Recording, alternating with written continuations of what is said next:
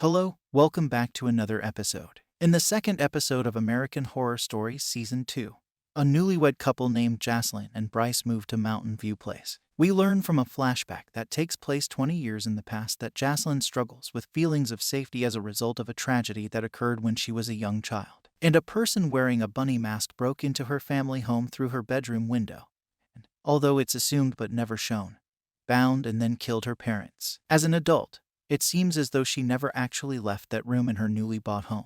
Jocelyn splurges $200 on a doorbell camera called Aura that, in hindsight, should have been called Karma because it appears to allow ghosts to reappear in someone's life in pursuit of closure or... Open the fucking door! Open the door!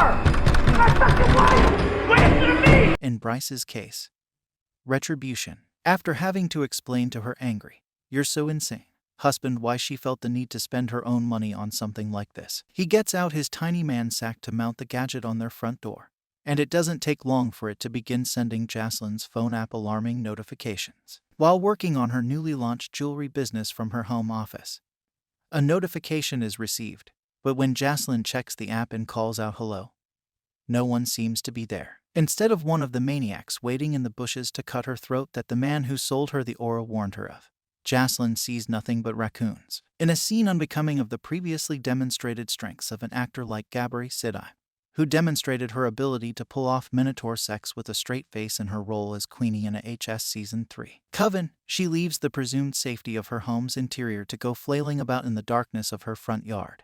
And for what? Bryce, since he's bad, tries to persuade Jocelyn that the innocent raccoon film eventually changes into footage of a corpse-looking man wearing a Madewell jumpsuit who is only seen on the Aura app and is otherwise unnoticed by the neighbor's camera. He even takes his douchey campaign a step further by encouraging her to Google it, which she does. In this episode, Jocelyn references many different YouTube investigations to try to figure out what's going on. But the one that jumps out the most has a young guy claiming that the Aura camera is punching into the quantum world and functioning as a magnet for ghosts. Through some introspective research, and a visit to the residence of the sister of this ding-dong ditcher, who simply wants to be left alone to enjoy her bowl of hard candies, Jocelyn concludes that the spirit attempting to gain access to her home is a man named Dale Hendricks, who worked as a janitor at her high school and became fixated on her when she was a teenager. He used to leave her little love notes and put candy in her locker, but she would just kind of politely turn him on and then make fun of him to her friends. When Jocelyn finally caves into his from beyond the grave affections and lets him into the house,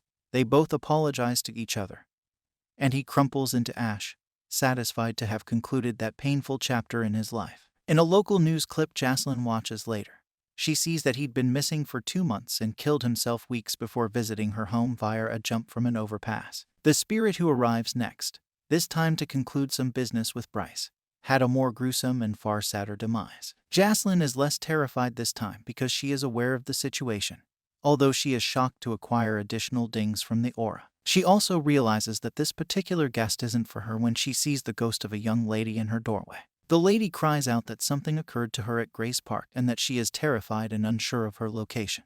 Angered, Bryce takes the Aura off the door and throws it in the garbage after checking the video. Jocelyn retrieves it because she's rightfully curious about what this pretty young ghost wants with her husband and is gaslit into some tall tale about her being Bryce's former fiancé who he broke up with and left to walk home alone in the dark, which led to her being killed in a hit and run. Then we get the real story. The woman, named Mary Jean Burkett, was pregnant with Bryce's child at the time of her death. After a fight in Grace Park where Bryce demands that she get rid of it, Mary stumbles in front of an oncoming car and gets hit. As she lies crumpled and bloody in the road, Bryce stares at her, weighing whether to help her or use the accident as an excuse to rid himself of his problem. He makes his choice and lowers his foot onto her neck, snapping it. With everything out in the light, Bryce tells Jocelyn that a baby wasn't in the plan, and now she's not either, swinging at her with a fireplace poker. Mary intervenes and kills her murderous ex-fiancé the same way he murdered her. Thanks for watching. Comment below, and don't forget to subscribe.